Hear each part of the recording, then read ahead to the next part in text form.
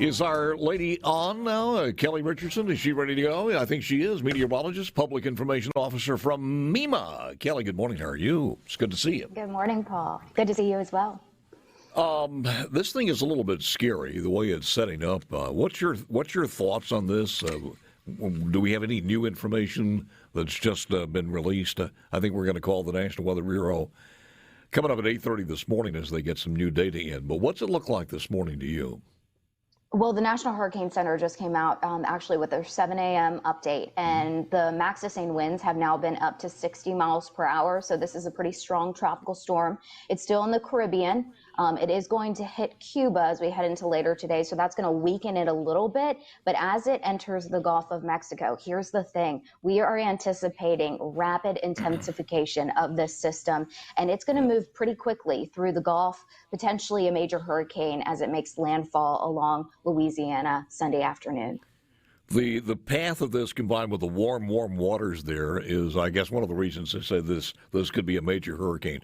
But they haven't put a possibility of a classification, whether 1, 2, or 3. I would imagine if they're talking about major, it's something greater than a 1, wouldn't you?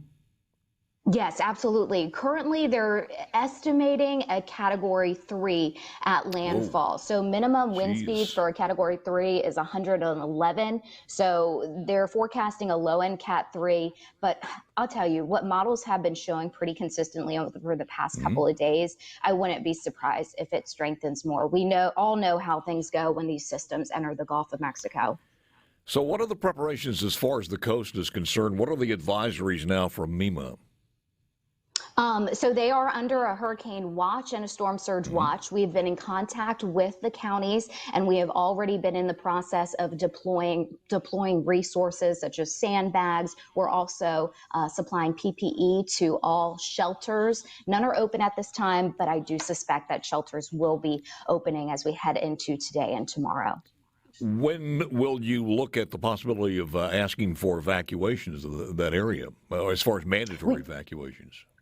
Yes, we've been in contact with Louisiana, and right now, I'm not under the impression that we are going to, or they are going to order any mandatory evacuations, just because the time window from now until landfall Sunday afternoon is just so short.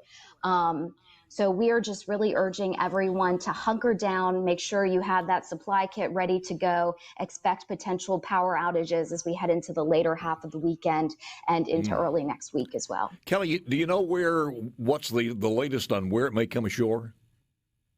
Right now, models and the National Hurricane Center has really been honing in on southeast Louisiana. Of course, we are still a couple days out, and as you know, with tropical forecasting, it's tricky. There's always a little bit of wiggle room, and just a matter of 50 miles can make a huge amount of difference with impacts. The next advisory is out when, as far as you know? It will be 10 a.m. And I'm not sure if the hurricane hunters have any plans of flying in to the center of the storm before that, but National Hurricane Center will be issuing another update at 10. I see here it looks like sometimes early Monday morning. Is that still on track? For landfall? Yeah, landfall.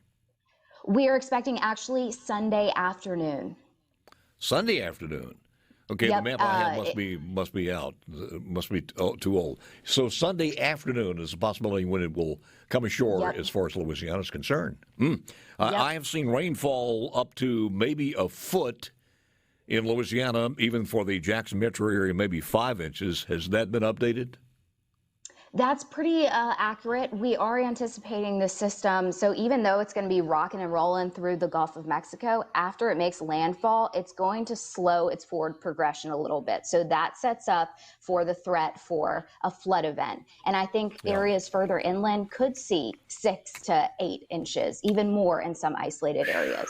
Here's one of the things, too. If you have overhanging limbs or everything, because the winds throughout most of Mississippi and certainly along the east or western part of the state, winds could get up to as high. How high as this thing curves back in? Well, inland central Mississippi, definitely, I do anticipate some tropical storm alerts to be issued later today. That means winds in excess of 40 miles per hour or greater. just depending on how strong the system is when it makes landfall. Kelly, please keep us informed. Call us at any time and we'll slap you on immediately if you have some new information, please.